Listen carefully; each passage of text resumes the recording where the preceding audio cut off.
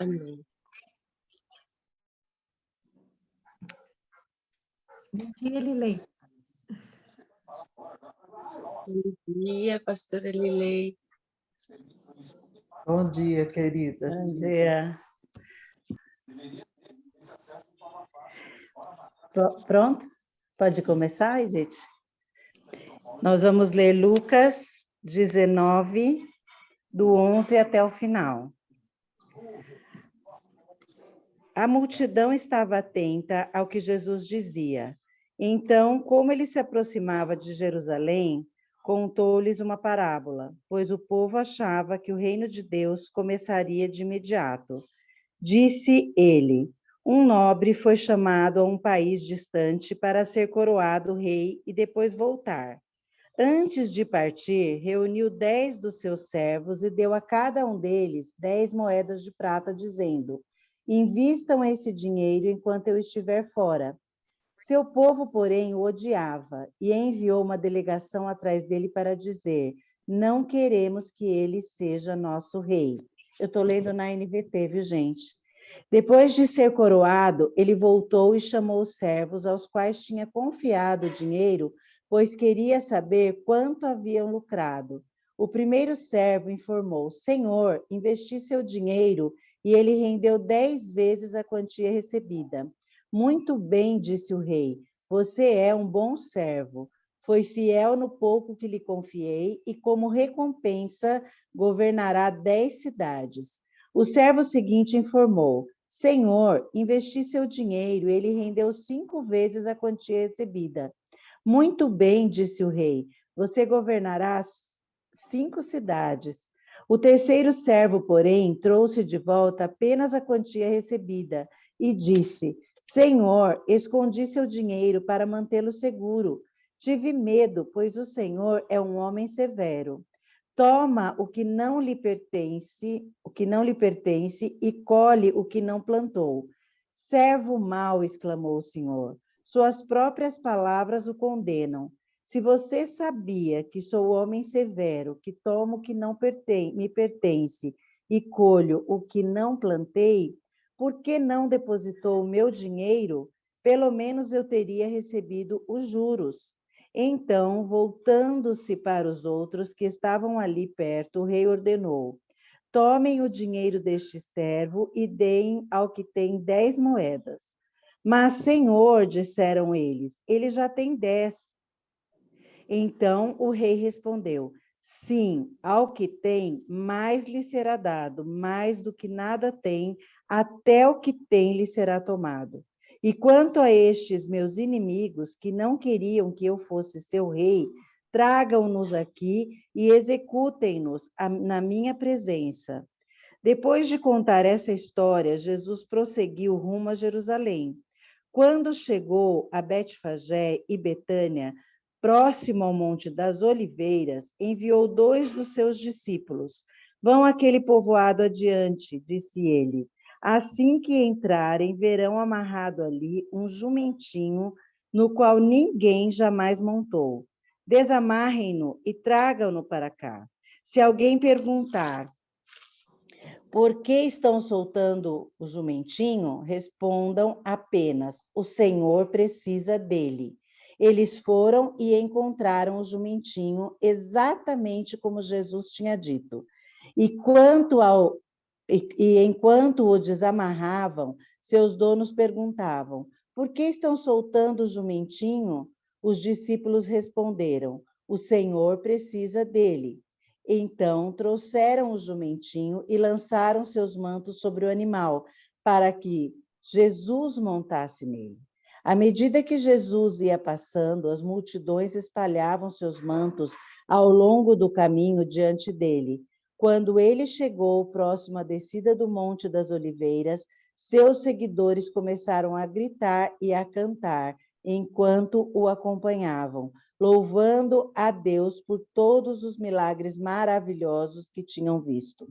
Bendito é o Rei que vem em nome do Senhor, paz nos céus e glória nas maiores alturas. Alguns dos fariseus que estavam entre a multidão disseram: Mestre, Repreenda seus seguidores por dizerem essas coisas. Ele, porém, respondeu: se eles se calarem, as próprias pedras clamarão. Quando Jesus se aproximou de Jerusalém e viu a cidade, começou a chorar. Como eu gostaria que hoje você compreendesse o caminho para a paz, disse ele. Agora, porém, isso está oculto a seus olhos. Chegará o tempo em que seus inimigos construirão rampas para atacar seus muros e a rodearão e apertarão o cerco por todos os lados. Esmagarão você e seus filhos e não deixarão pedra sobre pedra, pois você não reconheceu que Deus a visitou. Então Jesus entrou no templo e começou a expulsar os que ali vendiam, dizendo: as Escrituras declaram: meu templo será casa de oração, mas vocês o transformaram num esconderijo de ladrões. Jesus ensinava todos os dias no templo, mas os principais sacerdotes, os mestres da lei e outros líderes do povo planejavam matá-lo. Contudo, não conseguiam pensar num modo de fazê-lo, pois o povo ouvia atentamente tudo o que ele dizia. Amém. Amém. Bom, então, Jesus estava naquela caminhada, né, para Jerusalém, e antes dele chegar, ele conta essa parábola, né? E aí é interessante que ele fala logo no começo qual é o objetivo de contar essa parábola, né? O objetivo, estavam esperando um reino imediato, e um reino político próprio, né, naquele tempo, e ele conta a parábola. E depois ele chega até Jerusalém. Essa chegada de Jesus até Jerusalém para mim, eu acho super emocionante. Então, esse é o nosso texto de hoje. E aí hoje vocês vão falar mais do que eu, né?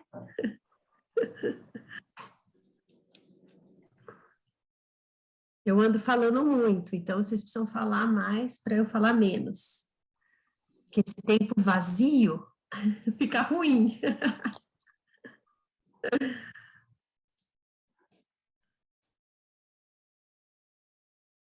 Essa parábola, vamos lá, vamos às perguntas, então. Essa parábola aí, ela tem um propósito de dizer sobre um reino que não era político, que não era desse mundo, né? Ela tem esse propósito, como eu disse. E que características aí vocês veem, o que vocês notam dos personagens, do rei, dos 3 servos e dos demais, né, do povo todo? Quem que são essas pessoas aí? O que quer dizer isso tudo?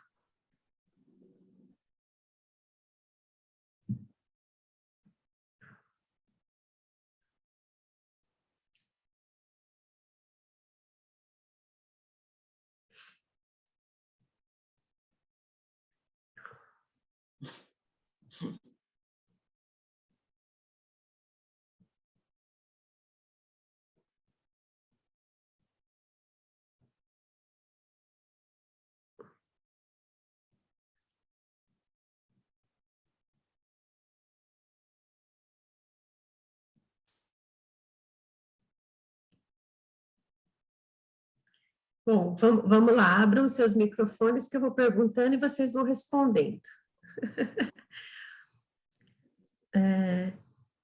Esse rei, ele assume o reinado no local onde ele está? Não. Não. Isso quer dizer o quê? Que ele não era dali. Opa, muito bom, que ele não era dali. Segunda pergunta, no local onde ele estava, qual era a imagem que o povo todo tinha dele?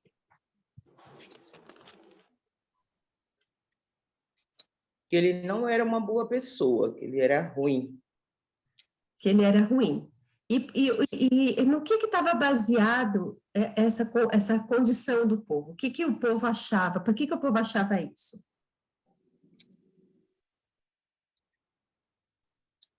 Acredito que pelas atitudes dele, né? pela forma como ele conduzia, como ele tratava as pessoas, né? Os servos mesmo. Será que é isso? Então, vamos refletir. Isso é um ponto bem importante dessa parábola. No versículo 20 fala que o terceiro servo disse que ele era um homem severo, né? Toma o que não lhe pertence e colhe o que não plantou. Talvez aqui tenha uma característica do rei, né? No versículo 20. Esse nobre, né? Isso. E no 14? Lê o 14 aí, vamos ver. Que o povo odiava, seu povo, porém, o odiava e enviou uma delegação atrás dele para dizer: não queremos que ele seja nosso rei. Deixa eu ver aqui na... É isso mesmo. Isso é uma coisa interessante. Esse povo Uhum. ele e eles não queriam que ele fosse o rei sobre eles.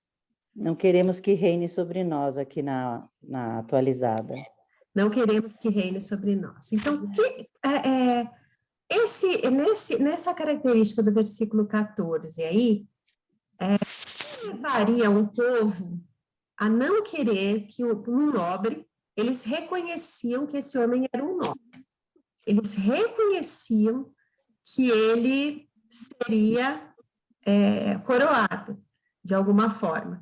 Só que eles tentam que ele não seja coroado, porque eles odiavam ele, né? E eles falavam, não queremos que você reine sobre nós. O que isso diz para a gente sobre a vida de Jesus ali, sobre as circunstâncias de Jesus? Que ele era um rei, não estava sendo recebido como rei, e que, nossa, eu comecei a falar, agora me fugiu o que eu ia falar, mas que ele estava sendo negado, né? E que estava chegando o tempo dele. Ele estava falando a respeito do que ia acontecer em seguida, né, em Jerusalém. Um povo que não reconhece ele, por que que uma povo... vamos pensar, nós estamos numa semana da política, né? Mas nós não vamos falar da política, tá? Porque o STF proibiu a gente falar de política, tá bom? Mas nós vamos falar do reino de Jesus e a gente vai usar esse tempo. Por que a gente quer um presidente e não quer o outro? E nós não vamos dizer aqui qual que a gente quer, mas por que a gente quer um e não quer o outro? Né? Bom dia, meninas. Bom dia. Eu fiquei imaginando assim, o que leva a gente a avaliar o superior como bom ou como ruim? Depende daquilo.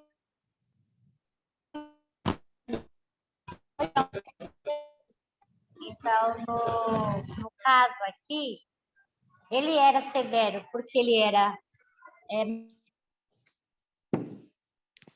Tá travando, Adriana. do povo uma... Tá travando? Tá. Melhorou? Um pouquinho. Melhorou?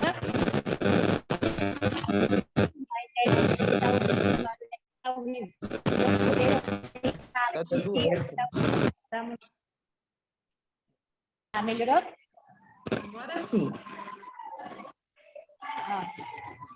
Aí eu penso assim, veio para mim, o que eu quero? Como é que anda o meu coração para avaliar o meu rei?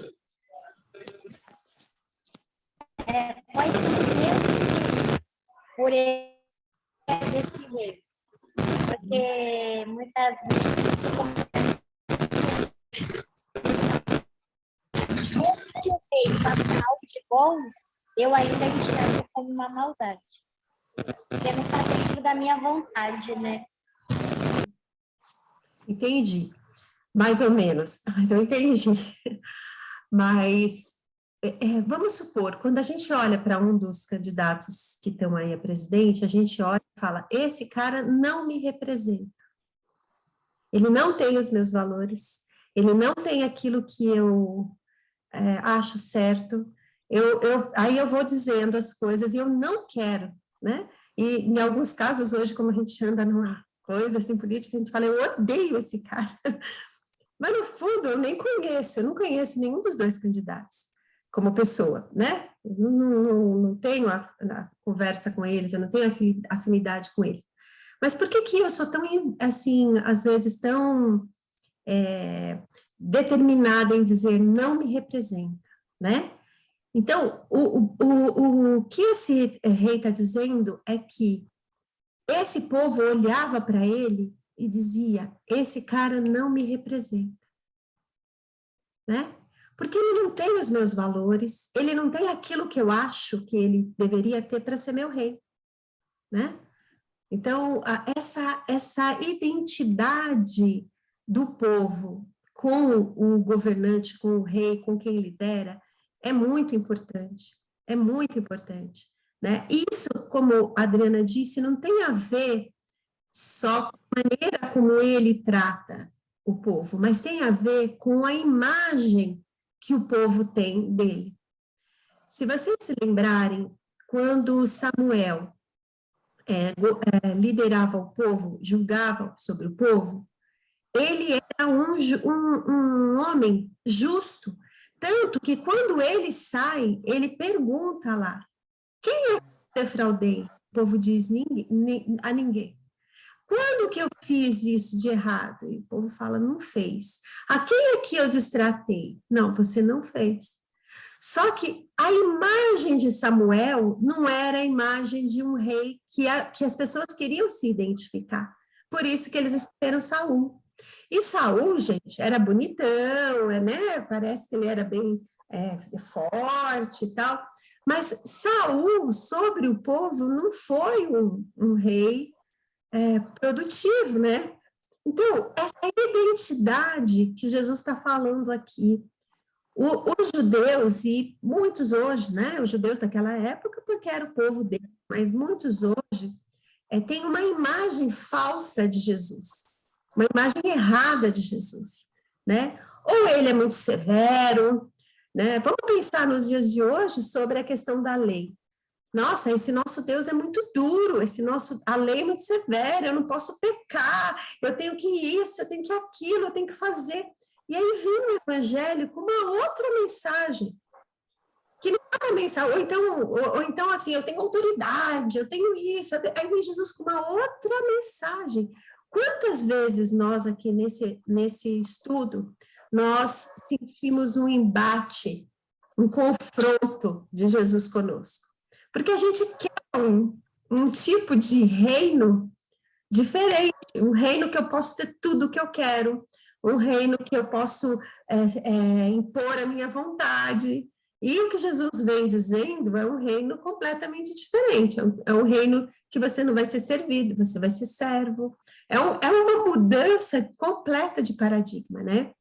E essa identidade com o evangelho de Jesus Cristo é fundamental para quando eu receber, se eu me identifico, eu recebo dele os talentos, né, da Bíblia Antiga eram os talentos, que são as moedas, né? Eu recebo dele algo para eu poder trabalhar. Tudo bem até aí? Isso ficou... Alguém quer comentar sobre isso? Isso é muito importante se a gente observar no evangelho de hoje. Quando a gente fala, quando a gente prega o verdadeiro evangelho, as pessoas não gostam. Não é que as pessoas não gostam, é que quem não se identifica com esse reino não vai aceitar Jesus como rei. Vai querer um outro Jesus, vai criar um Jesus paralelo aí, né? Um Jesus que gosta de construir grandes templos, um Jesus que dá muita prosperidade, um Jesus, aí vai um Jesus intelectualizado, né? Um Jesus que só fala com os intelectuais, que se acha superior, vão criar um Jesus que são os anticristos. Todos esses são anticristos, né? O do templo grande, o de prosperidade, o que se acha tão intelectual que está acima de todo mundo. Tudo isso a gente tem misturado aí no nosso evangelho, né? E é difícil se identificar com o Jesus que fala com o pobre, não só pobre de dinheiro, como pobre de cultura também, que escolhe o pescador, o humilde, que fala com o rico da mesma maneira que ele fala com o pobre, que ele não se deslumbra com a autoridade do rico, porque ele não vê autoridade, né? Então, é uma quebra de paradigma muito diferente. E gente, de fato, o Jesus dos evangelhos, ele é o que salva, mas ele não é o confortável para o nosso ego e orgulho. Por isso a gente não quer se identificar com ele, né? Por isso a gente não quer se identificar com ele. O discurso de Jesus aqui, essa parábola, ele não é o rei que está em julgamento, se é bom ou se é mau. É a escolha do povo em enxergar o seu rei. E nós estamos sendo convidadas hoje a dizer como é que nós enxergamos o nosso Jesus. Nós temos que sair da superficialidade. Jesus é bom, Deus é bom, mas nós temos que viver a bondade de Deus e reconhecer o que é a bondade de Deus. A bondade de Deus não é ele fazer tudo para mim. Essa não é a bondade de Deus. A bondade de Jesus aqui é chorar por Jerusalém, como eu sei que ele chora por nós. É interceder diante de Deus e permitir que a gente entre na presença de Deus. Essa é a bondade de Jesus. A bondade de Jesus não é sabe, a gente vai tendo uns discursos nesse mundo aqui, e nós vamos criando uns Jesus que não existe. Por isso que quando a gente lê o Evangelho, é um pá na cara. Né? Porque não é o Jesus que a gente pensa que a gente quer que seja, que a gente acredita que fosse. Não. E ele não deixa dúvida. Lembra que eu falo para vocês, já falei mais de uma vez, pregar o verdadeiro evangelho não é marketing. Jesus não fazia marketing do evangelho, né? E essa parábola é bem isso. Tudo bem até aí? Muita informação para uma terça de manhã. Perfeita, Dite. Perfeito, é bem isso aí. Bem isso aí. Então, buscar uma identidade no líder, gente, é muito mais do que as minhas vontades.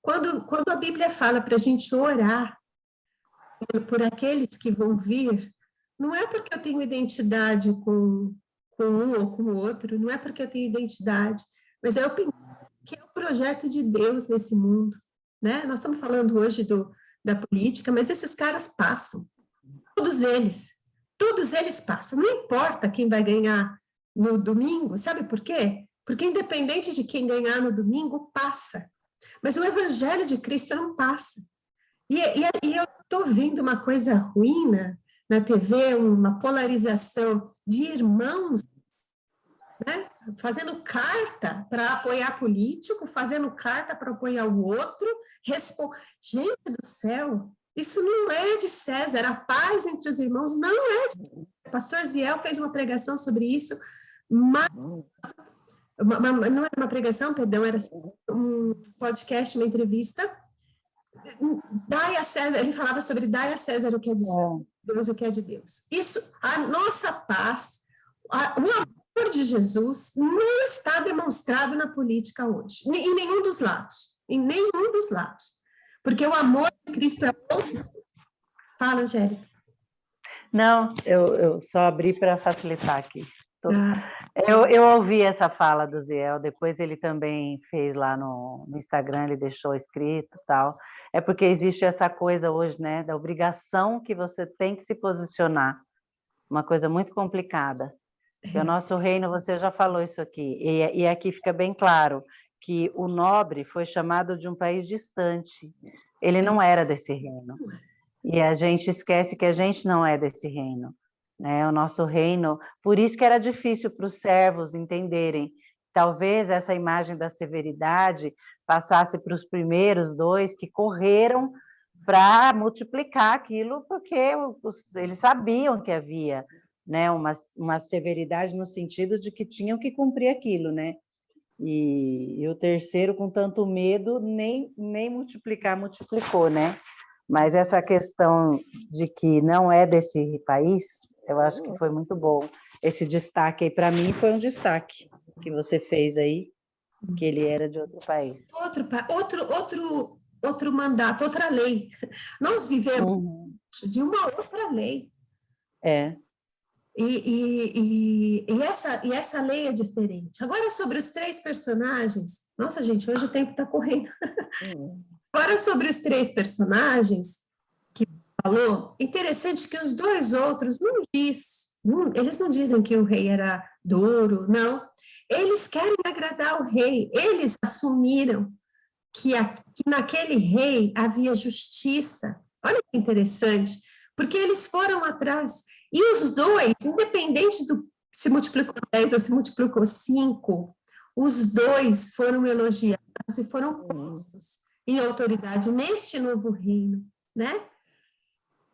O terceiro fez o que... o terceiro é o crente, né? Os outros, o povo todo, aceitavam não Jesus, vamos dizer assim, né? Não aceitaram Jesus. Os 3 aceitaram a tarefa, né? Os 2 primeiros correram atrás. O terceiro, ele ficou lá parado, sem conhecer o rei. Ele ficou com aquela mesma imagem que o povo tinha. Ele estava dividido entre o reino, porque ele recebeu alguma coisa de Deus, e o povo. Gente, hoje, o que as pessoas fazem para serem popular é incrível, né? É incrível. Então, ele ouvia muito o povo. Ele sabe esse negócio de, se eu não disser a coisa certa, eu vou ser massacrado, eu vou ser isso, eu vou ser aquilo. Então, é melhor eu falar o que as pessoas querem ouvir, para eu ganhar popularidade. Ele estava assim, dividido, ouvindo o povo e não conhecendo o rei. Se a gente conhece o nosso Deus, a gente sabe que é um Deus de justiça. Deus é um Deus de justiça. Só que a justiça de Deus é pegar o que tinha o servo de um e dar para o outro. E ainda assim ele é questionado. Mas ele já tem 10. Ele já tem 10. Ele já tem 10 e ele ainda vai ganhar mais um. E eu lembro que eu fiz, não sei se vocês lembram, uma vez no Servo de Cristo, que eu fiz uma brincadeira, eu sorteava, eu não me lembro nem o que era, mas eu sorteava algum brinde e dava para uma pessoa, né? E depois eu pegava o outro brinde e dava para a mesma pessoa. E depois um terceiro brinde, e agora, quem? Para você, e dava para... E a terceira vez as meninas já falaram assim, gente, não é justo. Eu falei, o brinde não é meu? Vocês pagaram alguma coisa pelo brinde? Vocês lembram disso, dessa dinâmica? Aí as meninas falaram, não. Eu falei, então eu dou para quem eu quero. Né? Por que vocês estão achando que é injusto? E aí nós fizemos a conversa em cima disso, né? É a mesma coisa aqui. Nós olhamos para Cristo e falamos, é injusto. A justiça não está na nossa mão, a justiça está na mão do rei. É na mão do rei. E se submeter à autoridade do rei é a chave. Essa é a chave. Se eu ganhei 1, se eu ganhei 10, eu vou correr atrás para multiplicar aquilo que eu ganhei. Se eu ganhei 1, eu quero dobrar, sabe? E é isso aí. Tudo bem essa primeira parábola? Sim. Tudo bem, nada. A gente está apanhando. Estou apanhando muito aqui. Não está nada bem, Edith. Desculpa. Mas não fui eu, foi Jesus. Né? Mas, nós vamos terminar com a chicotada da purificação do templo. Então, nós estamos fácil. Nós nem chegamos na parte da chicotada ainda. Bom, aí Jesus entra em Jerusalém. Essa passagem me emociona muito. Emociona vocês? Eu fico muito pensando sobre esse povo que depois de alguns dias, né, iria falar, crucifica. Mas nesse momento ali, esse povo louva a Deus. Eu acho que que a nossa identidade como povo deveria estar aí. A gente vê que ele é o Messias, a gente cantar que ele volta, a gente louvar a Deus e falar, esse é o Rei, bendito o Rei que vem em nome do Senhor, paz no céu e glória nas maiores alturas.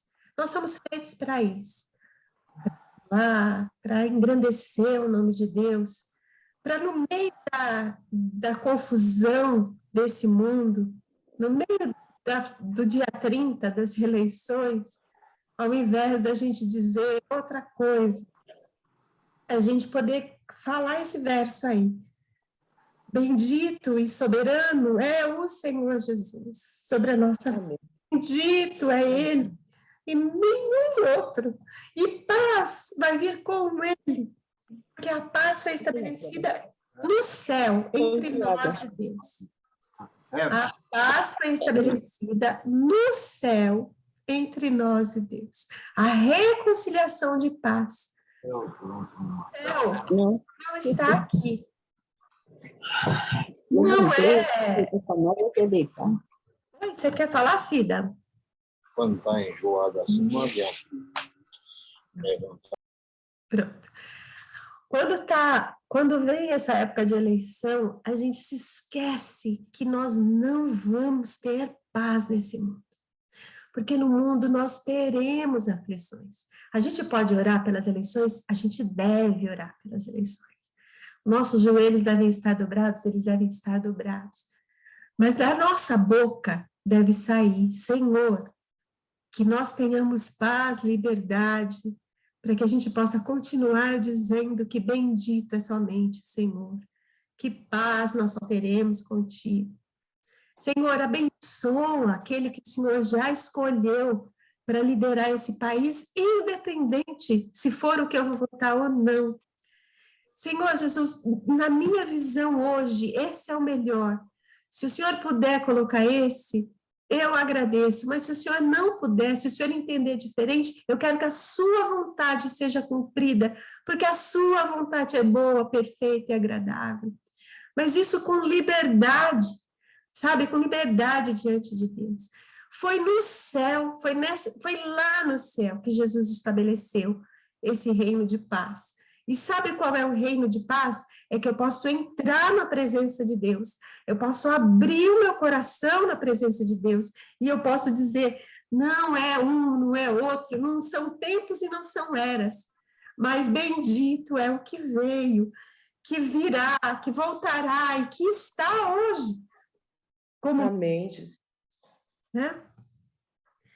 Bom, e aí os fariseus continuam dizendo a mesma coisa hoje, gente. Vamos combinar que os fariseus da nossa era continuam dizendo a mesma coisa? Ah, não pode falar isso. Você vai, como a Angélica disse, você tem que se posicionar. Porque nesse tempo a gente tem que fazer alguma coisa. Tem que fazer todo o tempo, independente de quem seja, quem, o que, pronto. Os fariseus continuam dizendo, não é popular falar isso. Né? Os fariseus continuam. Mas sabe, irmãs, as pedras clamam ainda. Toda a natureza clama ainda para dizer que não é a política, não é o Putin, não é o Biden, não é qualquer presidente aqui, qualquer governador, nenhum deles. Eles estão no mesmo grupo, na mesma lógica de autoridade. Nenhum deles traz paz. Não traz. E a natureza continua dizendo, quem traz a paz está testemunhando aqui, as pedras continuam testemunhando, pena que os crentes não estão testemunhando, é uma pena, mas graças a Deus que ainda existe pedra, graças a Deus que a gente pode ser colocado como pedra, e a gente vai continuar clamando isso, né? Eu estou muito adora hoje, vamos mudar de assunto, é porque eu falei para vocês que eu gosto disso, né? Que eu me emociono com isso. E aí, gente, vem a parte que é mais... Aí é de matar, vamos dizer. Jesus continua chorando pela sua Jerusalém. Né? Jesus continua chorando por nós. Jesus continua chorando por nós. E ele fala, ai, naquela Jerusalém lá, não sobrou pedra sobre pedra, eles foram espalhados pelo mundo, eles ficaram milhares, né? Milhares não, porque não deu 2 milhares, vamos falar em centenas, né? Eles ficaram centenas de anos fora da terra, né? E nós estamos nessa mesma, nós somos esse Jerusalém fora da nossa terra. Né? A gente é um Jerusalém fora da nossa terra ainda, porque essa terra é eterna. E Jesus chora conosco, gente. Jesus está aqui hoje, nesse momento, chorando de pena da gente viver ainda achando que é isso aqui que vai resolver, que é um homem que vai resolver, que é um presidente ou que é um pastor. Ah, se o pastor tal na igreja fosse o pastor da igreja, a igreja estaria certa. Se eu vou mudar de igreja, na outra igreja eu vou encontrar a resposta. Eu vou isso, eu vou aquilo. Né? Por quê? Porque vai perdendo a essência do evangelho. A essência do evangelho não tem outra. É Cristo. É Jesus Cristo. Né? E é tão bom saber que Jesus chora por mim, porque eu sou uma chorona, né? Vocês sabem da minha emoção toda quando eu falo do evangelho, né? Eu sou uma chorona. Mas tudo bem, Jesus também era, ó, ele chorou aqui. Né? Ele chorou aqui. É isso? E aí, por fim, para terminar, para a Heloísa apanhar pelo resto do... Só a Heloísa, né, gente? Que vai apanhar. Ele limpa também o templo. Jesus nos limpa. Nós somos o templo do Espírito Santo. E ele limpa também o povo de Deus. Não desacreditem da igreja, não. Não desacreditem do povo de Deus, não. Porque Jesus traz proteção e purificação para a sua igreja. E que bom se a gente puder ser chamada de casa de oração. Quando alguém mandar um recadinho para vocês e falar assim, irmã, ora por mim, porque eu estou passando por uma dificuldade, ou por isso, e você olhar para a sua lista e tiver lá, eu tenho uma lista tão grande de oração, e receba isso como um elogio de Jesus, porque você está sendo vista como casa de oração. Isso não é um privilégio? Põe mais aquele nome, e ore, né? Porque quando a gente põe o nome, a gente tem que orar, hein? Não brinca com isso. Põe mais aquele nome e ora, porque você está sendo reconhecida como templo, como casa de oração. Não fique sufocada. Ai, meu Deus, já tem tanta gente. Eu às vezes fazia isso, sabia? Ai, tem tanta gente para orar e ainda vou vir mais esse problema para orar. Faz uma lista, faz o que você quiser, porque você foi reconhecida como casa de oração. Você passou por esse reconhecimento de que você pode entrar na presença de Deus e pode dizer a Deus, meu Deus, o meu coração hoje está difícil, meu coração está triste, mas eu te amo. Meu Deus, meu coração está com medo, não sei o que vai acontecer com o nosso país, com a nossa igreja, mas eu te amo. Reconheço a sua autoridade sobre mim, mas não só sobre mim, eu reconheço a sua autoridade sobre as eras, sobre os tempos, sobre os reis, sobre todas as coisas, e continuo dizendo, Maranata, a hora vem, Senhor Jesus, né? Nós somos corrigidas sim, viu, Heloísa? Mas é que para que as pessoas possam nos olhar, né? Eu, quando estou precisando de oração, para quem que eu oro? Heloísa e Cícera, orem por mim aí que eu estou precisando. Vocês são as minhas casas do Senhor, né, de oração, mas as minhas companheiras de oração, né? Amém? Eu acho que a pastora Lilei podia falar alguma coisa, porque ela está tão em silêncio, e vocês todas estão tão em silêncio. Edith, eu nem preciso falar, porque eu estou aqui aprendendo com vocês, viu? Só fico captando tudo aqui, escrevendo, porque é muito bom mesmo. Que Deus nos ajude, né?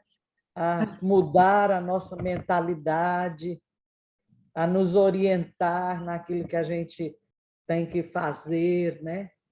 E eu estou aqui para aprender isso, ainda que às vezes apanho para aprender e demoro, né? Mas estou tentando. A pastora, a gente ouve as suas mensagens, eu tenho saudade até de ouvi-las, porque a gente também identifica a irmã como uma casa de oração, não é? Com certeza. Isso é tão bom, não é, gente? A gente saber que o Jesus continua nos limpando, né? Mas nós somos essa casa de habitação do Espírito Santo, não é? Nós precisamos lembrar disso. A gente vai se enchendo de coisas muito ruins, né? Nessa época de política, gente, eu nem estou ouvindo muita coisa para eu não criar em mim isso. Eu tô me treinando para ser usada pelo Espírito Santo, porque domingo nós estamos estudando, lembra que eu falei da cartilha? Nós estamos na penúltima lição. E a nossa professora falou uma coisa tão interessante. Ela falou que a gente precisa treinar, ser usado pelo Espírito Santo, e a gente precisa se preparar para aquilo, né? Então, por exemplo, você vai ter uma coisa difícil para realizar, você já vai orando e falando, Espírito Santo, como eu vou fazer isso? Como eu vou fazer aquilo? E quando chegar na hora, eu preciso, olha, isso aqui eu sei que eu sou fraca, me ajuda nisso aqui, porque aqui eu posso fraquejar, né? E quando você chega, você está preparado. Ela falou, às vezes a gente se prepara para tantas coisas, e às vezes para uma tarefa do dia a dia a gente não está preparada, né? Precisa treinar isso. E ela falou, a gente treina enchendo a nossa mente de coisas boas, né? Lendo palavra, conversando com as amigas, orando, né?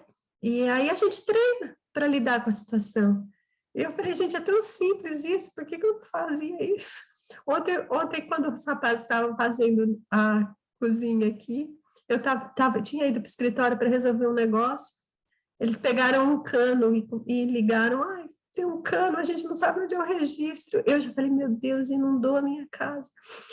Aí eu falei, deixa eu sair correndo, né? Quando eu entrei no carro, na hora o Espírito Santo falou, opa, aquilo que você anda falando tanto, você vai fazer? Ou você vai continuar aí na sua, né, rapidez, no seu nervosismo? Eu falei, como é que eu vou fazer então? Ele falou, primeiro, vai devagar. Olha que coisa interessante, gente. Em vez de eu sair lá desesperada, rápido para chegar, eu fui devagar. Se chegar lá, tiver tudo inundado, você vai secar. Eu falei, verdade. Eu cheguei aqui e nem estava, porque eles estavam trocando balde aqui, coitados, que nem os doidos. Aí o registro do apartamento é fora do apartamento. Aí eu fui lá, fechei o registro, parou a água. O rapaz estava super nervoso, achando que eu ia, né, falar alguma coisa. Aí eu falei assim, ele falou, e agora? Mas é porque eu falei, calma. Imagina a Edith falando isso, gente, não existia isso. Eu falei, calma. O que a gente precisa fazer? Ele falou, a gente precisa trocar esse pedacinho do cano. Eu falei, então você pode ir lá comigo para a gente comprar o que precisa, porque eu não sei comprar, vamos? Aí ele foi falando, porque essas coisas, eu falei, cara, essas coisas acontecem, né? É obra, se não acontecer, não é obra, vamos lá. E quando a gente chegou aqui, ele ficou em paz, eu fiquei em paz. Olha que bênção, né? Uma coisa do dia a dia. Agora, eu podia pedir para ser usada pelo Espírito Santo, como ele me chamou, ou eu podia entrar na minha pilha. Por que você fez isso? Vocês têm que prestar atenção. Eu podia. Foi uma escolha minha. Ser usado pelo Espírito Santo é uma escolha nossa. a gente vai querer ou a gente não vai querer, ou a gente vai continuar querendo ser a gente mesmo, né? Mas já falei demais. Mais alguém quer falar alguma coisa? A gente pode encerrar.